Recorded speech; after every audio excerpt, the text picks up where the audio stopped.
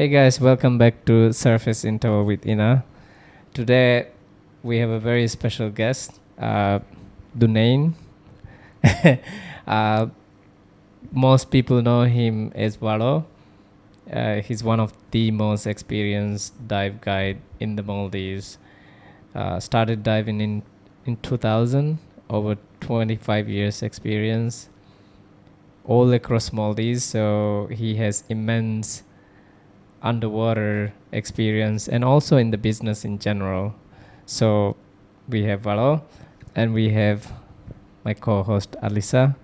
So today, let's talk about how we both got here, because even though we are in the same industry, in the dive industry and hospitality, the way you came and started a business in a local island, and my background is completely different because you worked all your life in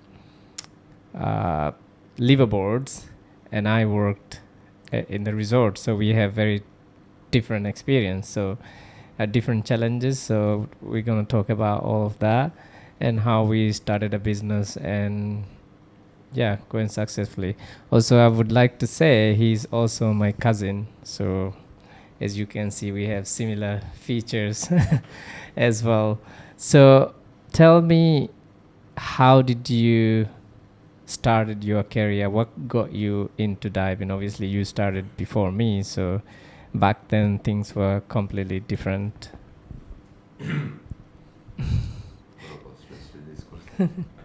All right. So I was actually very. Our whole family actually were very much into the sea sports, all different water sports stuff, and we were all swimmers. Actually, in school, I was a good swimmer, and that's how actually we got into diving. One of my uncles, he became an instructor, and then I got like curious why he chose diving, because at that time diving was very new to us, and it's something like something impossible to do for a regular local, regular Maldivian. So it was my door open actually because of my uncle. So it was an easy access for me to go into diving. Was he diving? Oh, Yeah, he was an instructor. He was working for one of the first dive centers in Malé, in the capital. So that's how I started diving. But when I started diving at that time, I think even when I did my instructors, was like less than 100 local instructors in the Maldives. So that was back in 2000.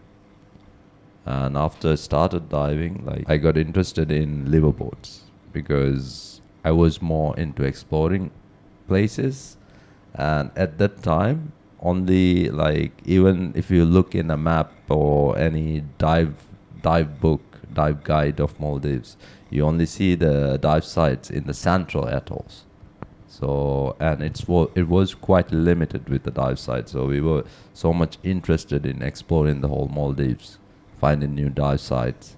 So that's why I spent like, I think it took me about 10 years to cover the whole Maldives on liveaboards. so you basically have done diving all across Maldives, literally every dive site. I wouldn't say that, but yes, we've done a lot. I mean, we found so many dive sites, but still, I think there is a lot to explore.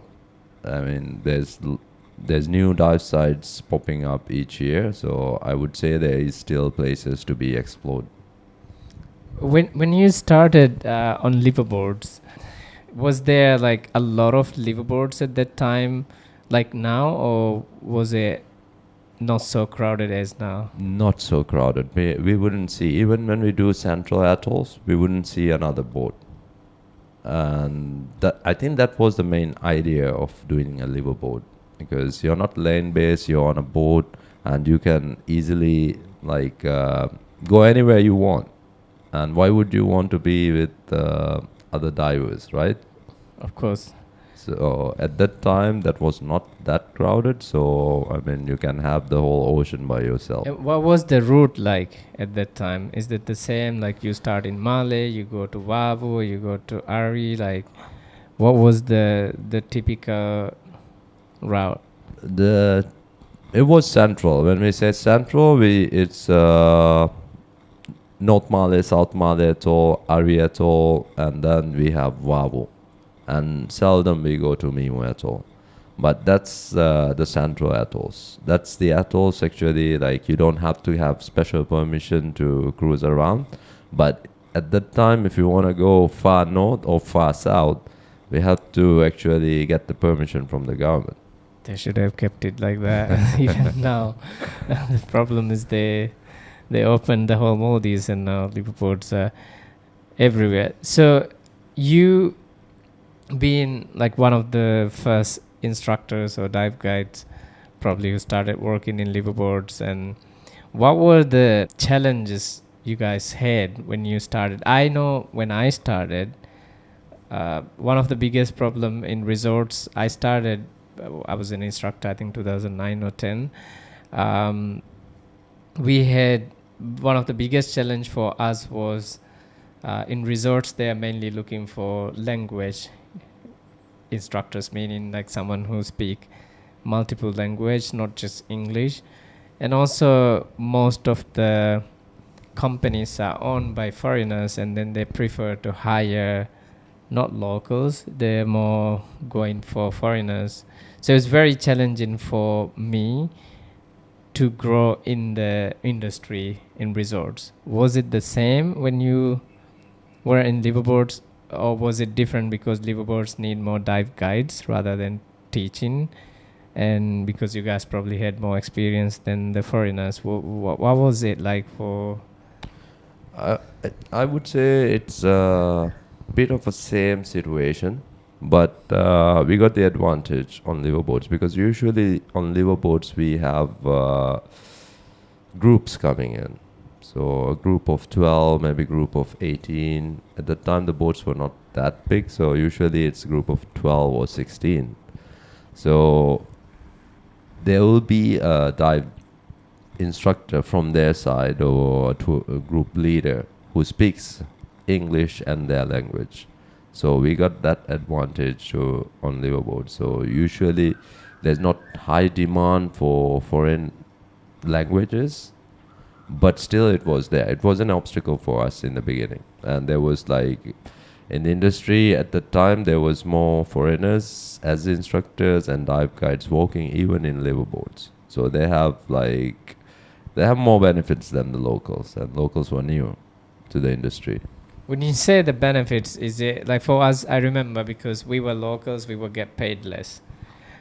The foreigners were getting paid more for doing the same job. Yeah. We were better in the water, for sure, than anyone else, right? Because we had more experience and we are locals. So was it the same in Liveaboards? It was the same. It was the same, and even the accommodation and everything. It was like, for them, everything is there. For us, sometimes we don't even have a room.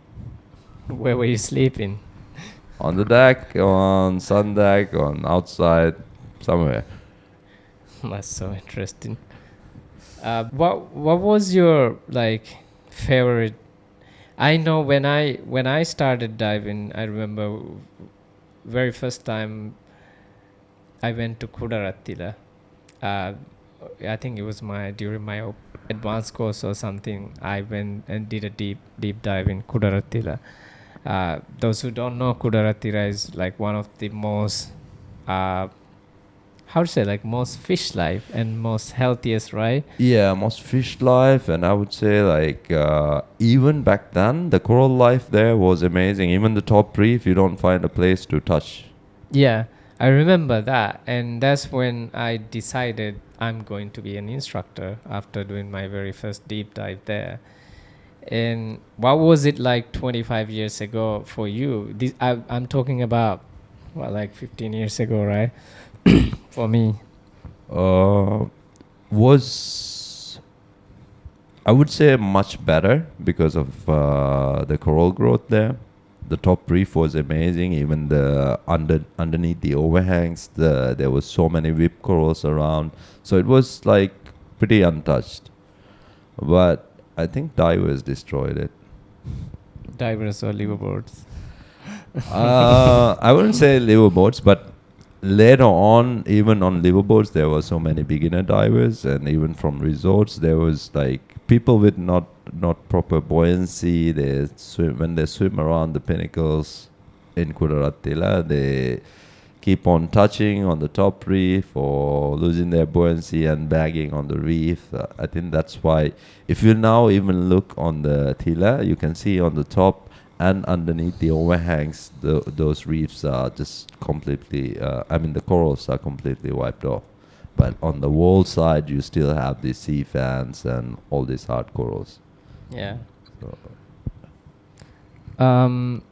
What was your like experience with whale sharks back then in Ariato? wow. Yeah, whale shark. Whale shark was like a myth in the beginning. So in early 2000, we even don't expect to see whale sharks. I mean, we thought like it's a very rare thing. We might not have it here in Maldives.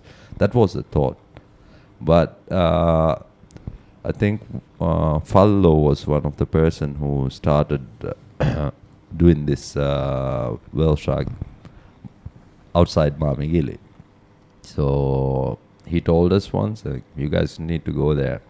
There's whale sharks around. So we were like, how can you find a whale shark on this long, long reef? Yeah. So, but I think we started trying 2003, 2004. And even on the first day, it was like 13 whale sharks. We went out from Rangali all the way up to Mamigili. So on just one ride, like we were not driving in circles, just one ride from Rangali to Mamigili, there was 13 whale sharks, 13 different ones. And at that time, even when there was like later on when it got famous around 2007, people like if there's another boat free diving with, or snorkeling with the whale shark, we wouldn't jump in the same whale shark. We would go and find our own whale shark and then do it. So there was that many whale sharks Yeah. back then. Yeah, and also there was this respect to each other. Like, I mean, if you were on a boat and if you're snorkeling with the whale shark, I would wait. I would wait for like 40 minutes or 1 hour, and then I would jump in because you're not gonna scare the whale shark off. If you do it well, you're not gonna scare it off if you don't disturb it. So, and it's only one boat. If you do the right approach, the whale shark's gonna stay for the whole day. I mean, not the whole day, till the tide goes down. Are there still places or parts of the ocean, dive sites up there that still have 13 whale sharks, or have you seen a decrease in marine life from back when you started diving to now? I think there were so many places, and I think there's a lot changing. There were people diving before us, like Manikube, and they were all talking about outside Hulumale. They were talking about outside Miaru Kandu. It was Waueto. But these places we don't see. I mean, I haven't experienced whale shark sightings like that. But like, so that means like it's changing. It's changing a lot. It's moving from one place to the other. And even like Gangehi, I remember there was a one call which said like 30 whale sharks in one spot. Wow. Like they were all feeding. It's a lagoon like Hanifaru Bay. So even Hanifaru, there was like people in Domfano used to say there was like 10, 20 whale sharks there. That's crazy, but definitely it's not the same anymore because all the videos. I worked in Lux before, and we used to do whale shark trips, and that was in 2010-9, around that time. We there were a lot of people but it wasn't a lot. And I worked there for a few years and left, and I went back around 2018, 19 before pandemic, and things were so different. We saw a whale shark, and I didn't even go in the water because there was like at least 100 people with one whale shark swimming, kicking each other's face, and that was really like, I don't know, it was sad to see. And I cannot imagine back when you guys, okay, there's another whale shark, okay, let's go, whatever, like just how incredible that must have been back then.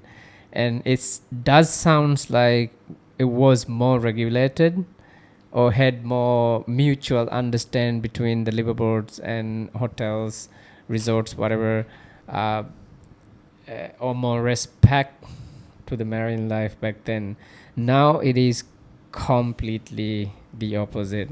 It is a disaster. It is, I think in last about 10, 12 years, 4 people died on propeller injuries, right? Do you remember any of those accidents, or was it that, were you there? I wasn't like during our time there was no accidents because it was not that crowded like now. But later on, like I think 2012 around there, it was pretty crowded, and even day boats started coming in. And then like I even recommend my guests, like when they say, okay, let's go out for the whale shark reef because it's got so famous. I say my answer would be like, you want to go in a riot, 100 people with one whale shark. Like if you want that experience, I would take you there. But like usually when people come, when they see it from the surface, and they would say, okay, all right, we don't want to do the whale shark snorkeling. Back then there was not many, like early days there was not so many boats, so that's why like we had a good communication. So we used to speak. There was no like written documents or regulations or way of conduct or anything, but we used to say the safe way, the best way, or the best way not to scare the sharks off. So we kind of follow each other's experience. So I think that prevented those kinds of accidents. But later on, yeah, I heard these news, and that was something we actually talked about before it happened. Because once you see the place, like for example, there's one whale shark. You come in a boat, you drop 20 divers. I drop another 20. You come in, you drop another 20. There's 60 divers. Yeah. And how do we know Who's who? And there might be people who don't know how to swim. There was things like that. There were people who's not so comfortable in the water, who is scared to be in the water alone. So they are all focused in the whale shark. They keep on swimming. Those who get tired, they get left behind, and the boats keep on picking up the divers from the back and then again drops them in the front. And everybody is in their excitement. Everybody's so excited. They see the whale shark. not paying attention. And Yeah. So there are. I remember like there was one guy who got picked up after 2 hours. Like he got lost or... Yeah. Everybody forgot about him. And one boat called in and then asked us, hey, we kept one because we were doing a dive just there. chilling with the whale shark the whole time. He was probably having a good time. No, it was pretty scary. Yeah. There was this, maybe, Ayman, you can look it up. Last year there was a student from Singapore died on a propeller accident. Yeah. And it was like purely negligence from Yeah. the captains and the boats. And it happened, I remember when I was in Lux also, a girl from this island got a propeller injury and she also died. I don't know if I'm speaking like whatever, but I think I remember she's from here. She's from here, right? Yeah. And then the Singapore student is also, when was that? 24. Not last, yeah, the year before, yeah. Yeah. So yeah, so that's um I always think, people always ask us like, what do you think we should do? Like, what's the solution for that? Right now, there's SAMPA, right? South Ari management plan, management action or whatever there is, and it's not being implemented, right? No, no. In 2010, right? Not Liveaboard. So 2010, the guest houses came to the Maldives, and now. All the guest houses from Mafushi, from like Niamale area, uh, even Dalu, Ari, there's like so many boats, day boats, like day trips going to um, Ari Atoll, and there's no control. And it's the area is so large, even if there is a management plan, it's very hard to control. And people ask, what's the solution? What could be done? And I don't have an answer, but I think what people who are watching this and or need to understand is whale sharks, in my opinion, you probably know better, it's not only in the peak season, right? They're there all year round. So it's not from January to April or January to March, or that's when it get really crowded. So if you are, in my opinion, thinking about coming to Maldives and swim with, if you want to swim with the whale sharks, you don't have to come in that 3 months period. You can come in June, you can come in July, you can come in August, you can come in September, October, whatever. Anytime there is a good chance to see whale sharks in South Ari Atoll, right? That's very true. That's true. It's like I think actually in the 3 months there's one period which is quite difficult actually to see the whale shark. It's less sighting actually. Because But there's so many people, I imagine. so many people, plus even with the monsoon change, it takes a time. It takes a while for them to come up again. So they I don't remember the exact month, but there is like during this peak season there are some period which actually you don't find. It's not easy to find the whale shark, but in the like in the west monsoon, it's actually more easier to find them. Yeah, so that west monsoon meaning starting from, let's say, May all the way up to October, November, Yeah, right? yeah. So people need to understand that you don't have and also speaking about monsoon in Maldives, and you have done central atolls, so many dives, probably thousands of dives. By the way, how many dives have you done? Like 20,000? 15 to 20, I would say, right? Yeah, I reached over 10,000 back in 2008. So yeah. So it's a lot of dive, probably about 5-6 years or about 7 years total if you average out. You can do the math. If you average, let's say 16,000 dives, 45 minutes underwater on a dive on average, how many years is that? I would say about 4 or 5 years. Wow, that's a long time in the water. Yeah, you must have spent a long time underwater. Anyway, so where was I going with this? What was I saying? About Monsoon. Yeah.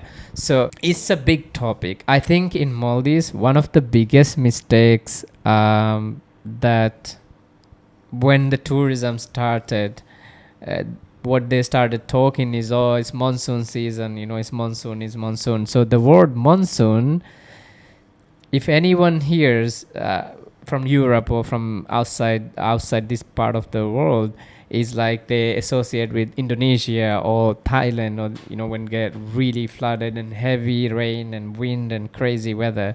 But I think in Maldives it's very different. Even in the dry season, we could get, like, for example, last week here we had rain, right? But in July, August, September, October, those months, it's still sunny. Maldives is always sunny. The temperature never changes. So that's why I think in first quarter of the year, there's so much concentration of people in every area in Maldives, because they think that's the best time to come. But what do you think? Do you agree that is the best time to come? in terms of weather, in terms of marine life and sightings and everything. What do you think about that? Because you have more experience No, I there. think I'll, I would say it's a big misconception because, like, okay, in the peak season, it's the best monsoon. I mean, like, the sun is there most of the days. It's flat waters, but if you look into diving, or if you're a diver and if you were looking for like great dives, I think on the other monsoon also you can get the really nice diving. I mean, it depends on what you want to see, where you want to go, which area you want to go in Maldives. And I think Formula is very different from the rest of Maldives. Yeah. It's It's different, but most people in Maldives, most tourists who comes to Maldives go to Central, right? Not necessarily for diving, even for leisure, like all Ariatol. Even now, Ra Atoll, I think, has one of the highest bed capacity as atoll. So those like Central North, Central South, like that region is the most concentration for tourists. Now we hit 2 million last year, 2 million arrivals. So it's a lot, and it's getting concentrated in the same area, which gave us all these issues with whale sharks and turtles and mantas. And even manta cleaning station, how many stations have completely wiped out? I thi- that's very true. It's like when you say that, I remember on the one place about Donkalo. I think a lot of people know this place or heard about the place. It's one of the best cleaning stations we ever had in Maldives, I would say. It's like we used to say on the dive brief, the minimum 20 mantas we're gonna see, because we are sure it's gonna be over 60 or hundreds of mantas just in one spot. It's like, then later on, once it got so popular, the mantas show up with the tide. And when the tide is coming, like, there are divers there. That was the case later. Like, well, after it got famous, when the tide comes up, there is always bubbles from the cleaning station till the tide goes. So it's like, That's now, like, now it's no more. that normal? Yeah, nowadays no more. I think in 2012, I remember 2012 season, there was no mantas showing up there. It was like before that it got so crowded, like there's like boats all the time on top of the station. There's like, later on there was like minimum 40 or 50 divers all the time there near the station. That's wild. Yeah, that's why like the place was gone. Later on, after I remember 2012. After 2012, there was no more mantas showing up there. It doesn't even seem like an enjoyable experience for the divers to be with like 50 other people in the water. That's true. I wouldn't enjoy it, like with so many divers in one spot, and then like, okay, you have your own manta, but still like bubbles everywhere. Mhm. No, I wouldn't like it. So that's among liveaboards? Like, It was in or you Central. have other resorts or dive centers coming? There was other resorts As and well, dive centers okay. also coming. So it was like not only liveaboards, but yeah, mostly liveaboards. We can say that because liveaboards can go everywhere. But they mainly take the same route. About the same. Because when I think of a liveaboard, I think that it's just like the yacht or the boat that you're on, just out at sea, and you can do whatever. But you're saying that there are many other boats and liveaboards with you guys. Yeah. Mm. When we make on liveaboards, when we make the route depending on the monsoon, on the conditions. So we plan it ahead. And of course, like if you even let's say you're coming on this liveaboard for let's say certain route, but like what we did was like, after we have the clients, we explain them if there's a better route than that within Yeah. the same atolls, because the conditions might change, right? So then we would change it a little bit. When I make routes, I always try to avoid other boats. Okay. and also make like map good quest. dives, the best dives which we can get for that current period. I've never been on a liveaboard. I'm interested. I think my thing is I don't know if I want to spend a week with like the same people. Like I need a break from the people. That's what I think also. Like That's why I'm now here. Yeah. Okay. at Liveaboard. And how Valho got here. Okay. Yeah, that's sometimes. I also like lately last few years I also got invitations to go to Liveaboards and I always say no. Because it's like I just don't get the idea of like. First of all, I'm not against Liveaboard, but like it's not my thing. Like Alisa said, I don't want to be on a fixed schedule. Like you wake up every. I remember my brother, he was working in where it was like Atoll Explorer. It was the one that had like double hull or something like that. Not whatever it's called. I don't know. And I stayed with him on that liveaboard for like 2 weeks. I just visited him, and he was the captain and the board at that time. And it's like 5 a.m. or 5:30 a.m. They start ringing the freaking bell, and it's like no. I'm like no. And you don't get to decide anything. You are on the schedule of the cruise director or the dive guides. I'm like, okay, you do this and you do that. And I was like, it was fun for a few days, and I was like, nah. And then I was like, yeah, I would like 3-4 days, maybe 5, but you can skip a dive if you don't want to go. Yeah. But that's when you see everything, when you skip the dive. I think I don't know, I'd be tired. Yeah. But I really enjoyed. I mean, my time on Liveaboard, I enjoyed. Mm-hmm. But what did you enjoy most? Was it? I mean, when you're was it the good life with all the single girls, or what was it? It was fun because Leading guide, instructor, that was fun because map quester. No, I mean, depends on the board. But it's like you're with group of people. Yeah. Maybe not. It's not the same all the time, but mostly it's fun. Mm-hmm. Like you start to know everyone, and then you start to build a good relation with everyone, and like 2-3 days everybody's having fun. So yeah, that's it like depends, I guess, on the group, right? Yeah. If they're a fun group, then it's fun. I believe you guys must be one of the very first when you worked in Carpe Diem or Carpe Vita, Carpe Diem, right? all the boats.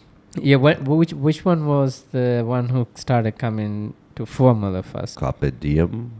Yeah. Yeah, Carpe Diem was there. Yeah, Carpe Diem. So you were on it, Yeah, right? I was back on then. it. Yeah, yeah.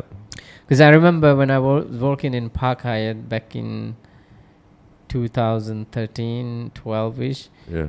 Only boat we would see in the south is Carpe Diem or like Carpe Diem boats, Carpe Vita, and then you were on it, right? Yeah, I was on it. So you must be the very first liveaboards that started coming, and when you then the channels in Huadu, like hundreds of gray reefs, and that's really cool. How was it when you came here? We were not feeding at that time. There was none of that, right? Oh, What was experience like then? That was very different from what you guys what we are doing now, because we used the main dive site in Fuvahmulah for us would be Farikere, and the main purpose is to see the tiger shark there. So we would do Farikere drift. So the drift would be something like let's say 20 minutes on the reef on the plateau, and we might see a tiger on the sandy patch there. Just we would be up at 30 and the tiger would be down 45 or 50, and then just to see the stripes and the tiger shape, that's enough for us. Yeah. And after that, after that 20 minutes in the tip of Farikere, we'll be drifting in the blue, and that we do that for another 20 minutes just in blue water, 20 or 15 minutes. Let's say around 15 meters or 10 meters. And there also you might have tiger sharks just coming out from the blue, have a look at you, and then go. That's just like 15 seconds, 10 seconds. That's just enough. that's enough for everyone. Everybody's happy, smiling, dancing on the boat. That's how we see the tiger Could shark. you imagine? Like, and as guides, there wasn't any training, like in case the shark came too close, or Yeah, I wouldn't say there was any training, and there was no feeding at the time as well. was so. there a fear? Like, shit, like Yeah, don't come in the I group. remember the first tiger shark for me. It was Mhm. like it gave me goosebumps, and I was like away from the group, Mhm. and the group was like the shark came in between me and the group, and even the other guides were scared. They all thought like I was separated from the group, and the shark is trying something. So all the guides, I saw them even swimming towards me, and I was like, I had goosebumps, and I was like, just keeping my calm and just thinking like, what shall I do? That was my first experience with the tiger shark. That's funny. Eye contact. Eye contact. Yeah. Yeah, we kind of like know some, because on liveaboards we had some people who was diving with tiger sharks or as safety guides, so they kind of like explains about eye contact Mm. and these things, but not much training, I would say. And for- this was before there were even dive centers here. Liveaboards were coming. yeah, Yeah. you can say that. Wow. So the It's dive only sites were only probably they were like, coming there. Carpe diem boats, right? No, before us also there was like I mean there was Aziz who actually told me about Formula as well, and so there were other boats coming, maybe not regular. So I would say there would be some others, but yeah, Carpe Diem would be like The regular most like they were very consistent. yeah. Even before we came to Formula with scuba tanks, and we filled the bottles. Even we came with the compressor, and then we did some dives around here before we make a route. That's what we did in Carpe Diem. We always go other atolls before we make a route. We always explore. We do the route, and then we make the route. So that's, I think, I don't remember the exact date, but I think 2011 or 10 we came here just for the exploration. It's cool. yeah. Mm. Thanks for sharing all that. He's also, he's also the only free dive instructor trainer in the Maldives as well, right? You're the Yeah, only yeah. free dive instructor, and he's a SSI. Instructor And trainer. I think when the word free diving locally, I started hearing because of him. Mm. And like he did like one of the deepest dive as a local, and there Yeah. was bit of news going on at that Yeah, time. yeah. And what was it, like a Salt Adventure or something you started? Yeah, I started Salt Adventures, but before that we were doing it in Raja Divers.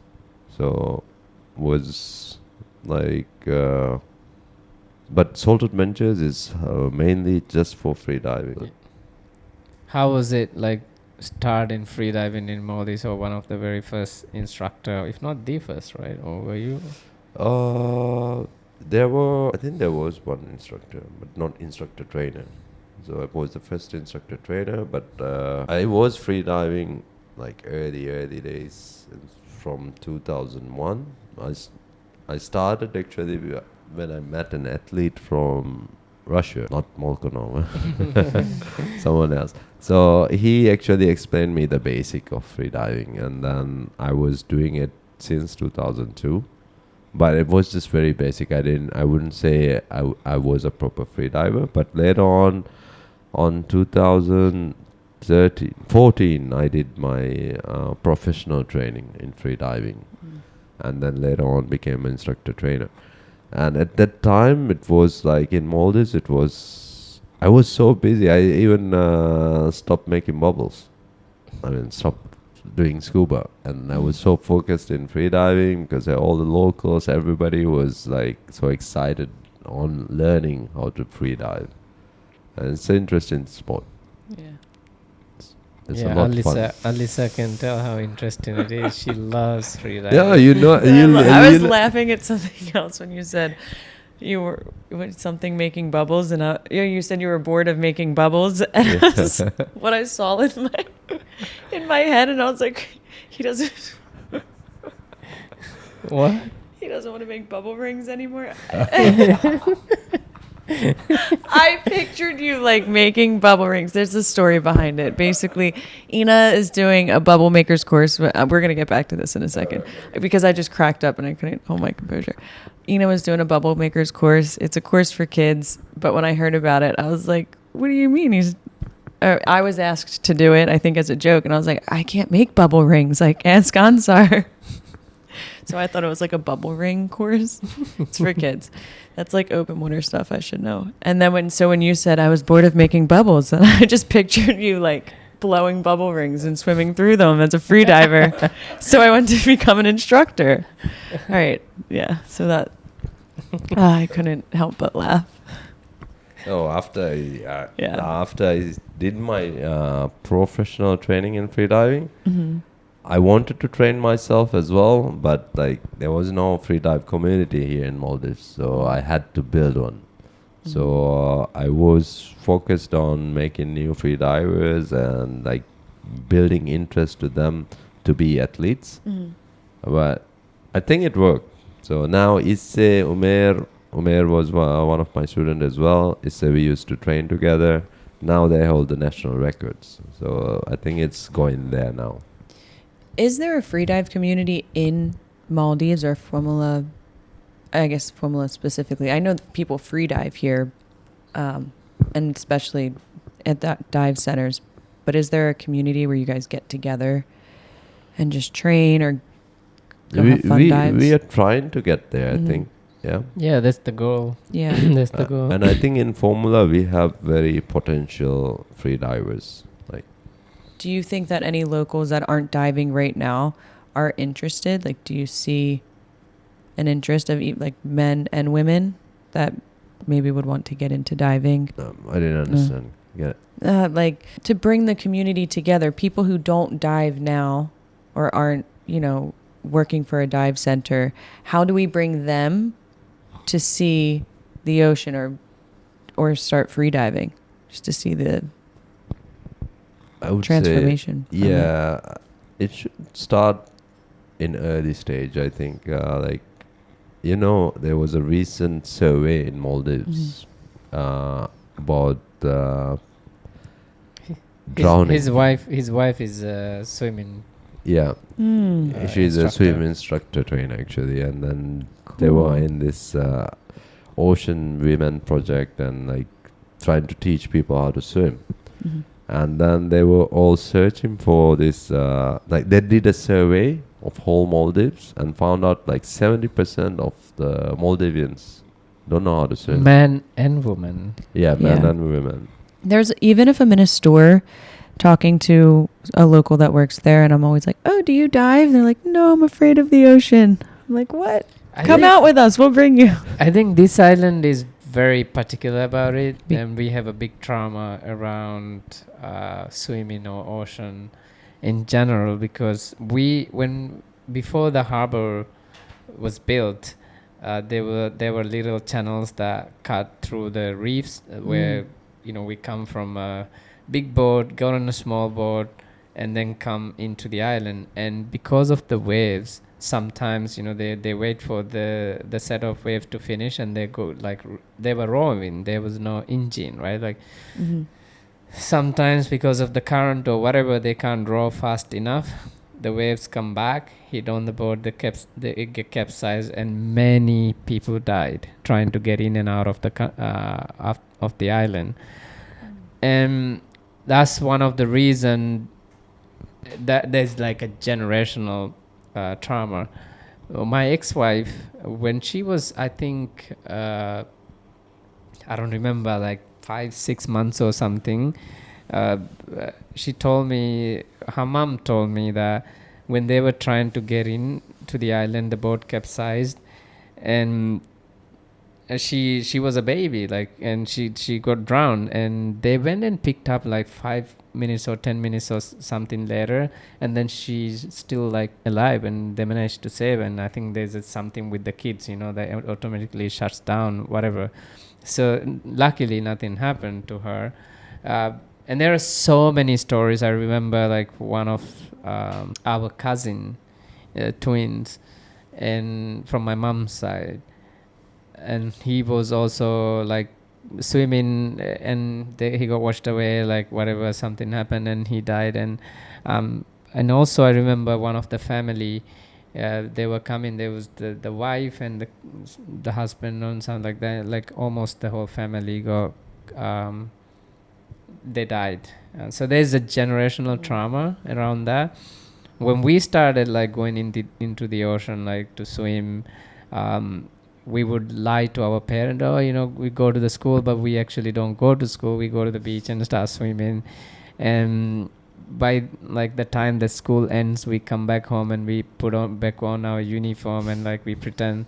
Obviously the mom can tell because you have salt all over your skin and your tan, and then like we get punished for that. And but yeah, it's just here in this island, but I don't know in other islands. But I had this discussion. There was this I don't know, NGO, whatever, they came to this island, some UK based group of people. I don't want to name them, but they were like the women empowerment like organization there. So they come in here and they're like, oh, the women in Maldives don't have opportunity to go in the water and then start swimming in the water. And then I always say, no, it's not necessarily women in Maldives, it's men and women. And even before that, if you look at the history of Maldives, right, the men were the breadwinners, and the breadwinner we go, like the men go to fishing, and like back then, because there was no engine, they leave I think 2 or 3 o'clock in the morning, and they catch fish and they bring it back, and then the wives obviously cook and feed and do their like household stuff. So there was no need for women to go in the water to catch fish or to swim or anything. They just did the different roles, and that actually continued for a very long time throughout the history. And that's again one of the reason. So now there are less fishermen even locally. Maldivians also, if you look at a lot of fishing vessels, like the big fishing boat is mostly guys from Bangladesh and different countries working on it, and very few Maldivian men are working in fishing as well. So I think all these factors combined, which is sad, no. But I also do see there are more recreational local divers and free divers coming out. Even with our dive center, we get every now and then, locals coming in. That's true. I think we should have more swimming programs for all the locals, and also add like awareness about the nature, underwater nature we have here. I mean, all of the Maldives. Because one thing, like I was a good swimmer, I was so much comfortable in the water, but I never thought we had all this marine fauna in Maldives. When I only knew about it after I started diving. So I'm a big fan of National Geographic, and I used to like watch. If anything comes out, I used to watch anything related to ocean. But I never thought back then we had even better nature than this. But like it really surprised me after I started diving. I used to tell my friends, man, you need to go in the water. We have much more than what you're talking about. Yeah. So I think if we get proper awareness when they're kids, we should have more locals coming out in the field. For sure. Like, yeah, go ahead. Like a kids program where you can take them out and just teach them how to snorkel. Snorkel and interact with the marine life, Yeah. sea turtles, maybe mantas, maybe the tiger sharks. Yeah. So they're not scared of it. They start loving it. I mean, how can you love something when you don't see it? You know the shark the replica we made and kept Mm. outside our dive center. And every day, like late afternoon, around 5 o'clock, if I'm there, you see a lot of kids with their parents coming. And it's funny sometimes because we got real teeth and everything. The kids are like so curious, but they're scared. And every time what I notice is if the kid is scared, that's because of the parents. And the mom is like, oh, no, no, no, no, don't touch it, don't touch it, don't touch it. And they keep scaring the kids. But then the parents say, like, it's okay, you go, you touch it, you feel, because it's so realistic. The kids, and I love watching that because so many kids, and they come in and feel it. The texture of the shark is also very similar to shark skin, and they touch it, they touch the teeth, and they feel it. And I think we need to display more of those things and take them underwater, and like you guys were saying, show them and build that curiosity amongst the young kids, so they will be more involved, and at the same time educate more parents as well to support actually kids going in the water, and it's not a problem. Like today what we did with the 9-year-old, I took them with the sharks, and it was super cool. And he Mason the kid that I took today, he would never ever, I feel like, would look at a shark and think it's something horrible, it's dangerous or anything, because his perception about that completely changed today. Yeah, that, and his parents are here diving and like lit up about the shark dives, and so they're not projecting that fear onto him, and so he's curious as well, and he had such a good time. Yeah. Even I think I exposed my kids to the nature when they were really young, and now they're not scared of anything. I mean, like if you even put them anywhere. Known a little bit with sharks. I saw him one time. Get Noon freaked is out. now a professional, so his Oh. approach is different. Yeah. Yeah. Speaking about, so you came from the whole background of liveaboards. I came back from background of resorts, and we both are from the island. We are cousins, right? Like we both ended up opening our own business here on the island and serving our own community and trying to do good for the community, and the experience that we have learned within both sectors, and teach and educate and like hire locals and train locals. And how was for you, like what made you, because you moved also, you were born in Malé, or were you born here?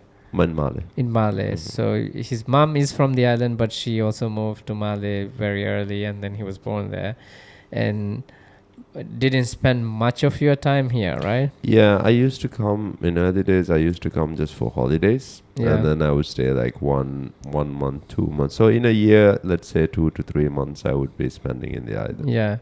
And what was it like for what made you decide to come and open a business and change your entire life from Malé to here?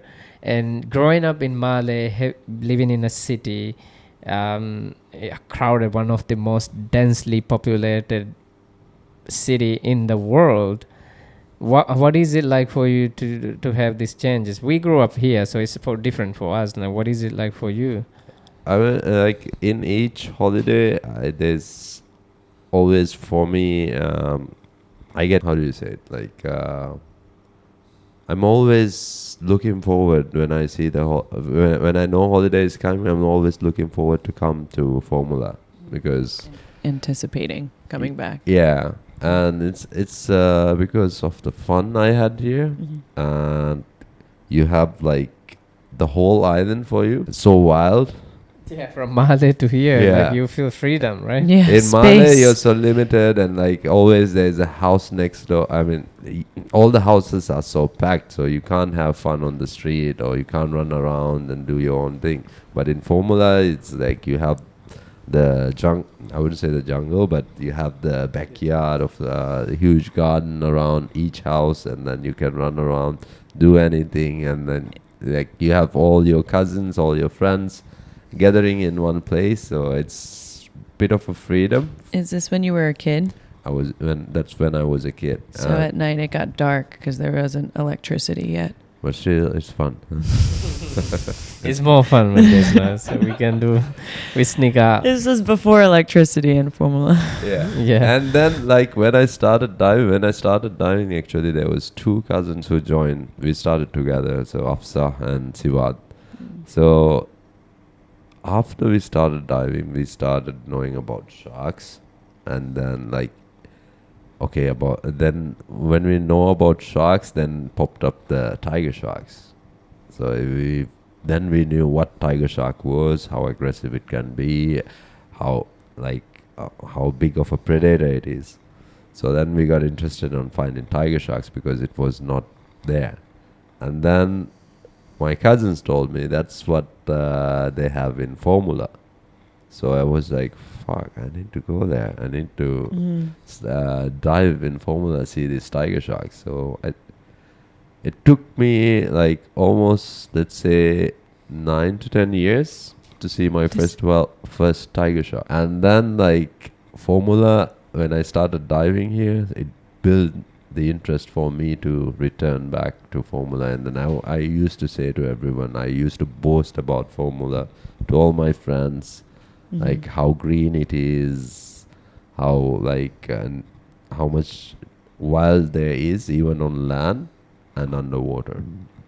Is that why you opened the dive center here? Yeah, and also like I think it's a family thing. So all my family, there is the need to come back to Fuvahmulah, and then like even my grandfather, when he retired, he came back to Fuvahmulah, and then like he used to tell me like, you need to come back. You need to come here to settle down.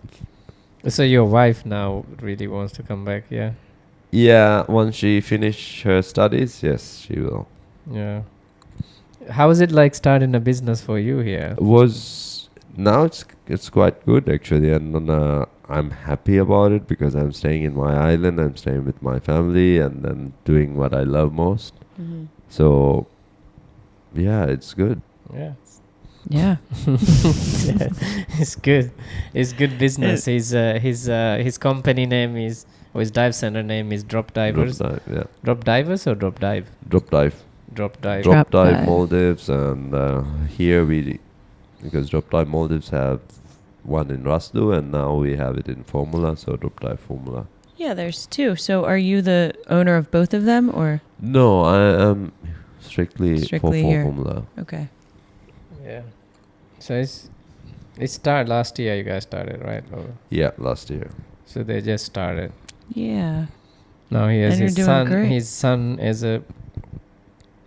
he a dive master already? He's or? dive master now. No. For how long? Recent or? He just turned 18 last year, and he So that's- finished his dive master. Okay. I'm gonna congratulate him. I feel like last time I talked to him or dove with him, he was still training. You know what? Yeah. You know what happened today? He came. What happened?